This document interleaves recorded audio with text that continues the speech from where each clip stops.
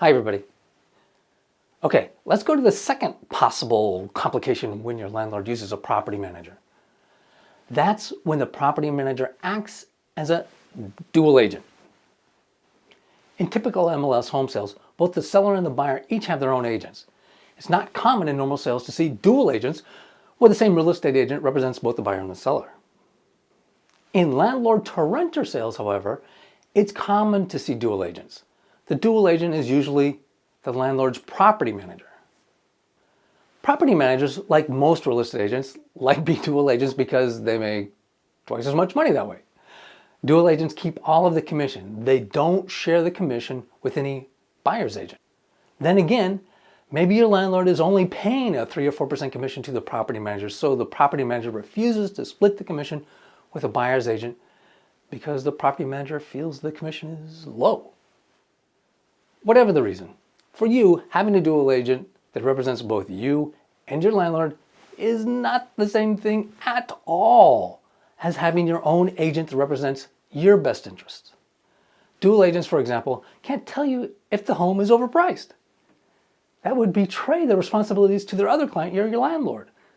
They may know the home is way overpriced, but they can't tell you that if they're a dual agent.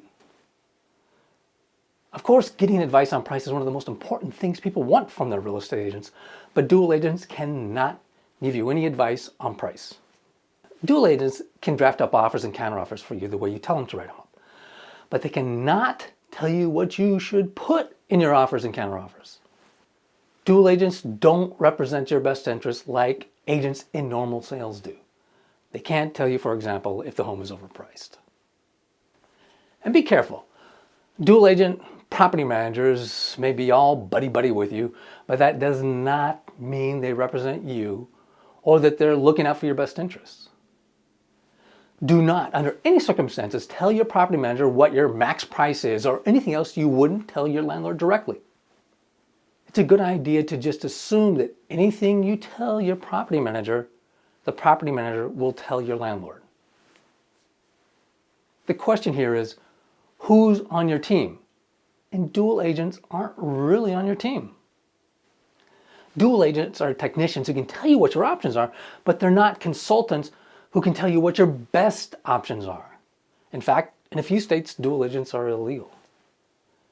Nevertheless, these dual agent scenarios can certainly work out very well for you when both the property manager and your landlord treat you fairly.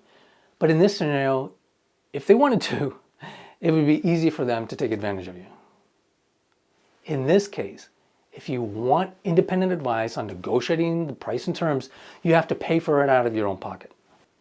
You'll want to find a good real estate attorney or agent at a good price who can review everything before you sign anything.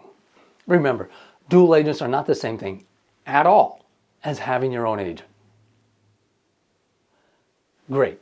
In the next section, we'll be talking about appraisals. Pre-appraisals are a great way for you to make sure you don't overpay for the house.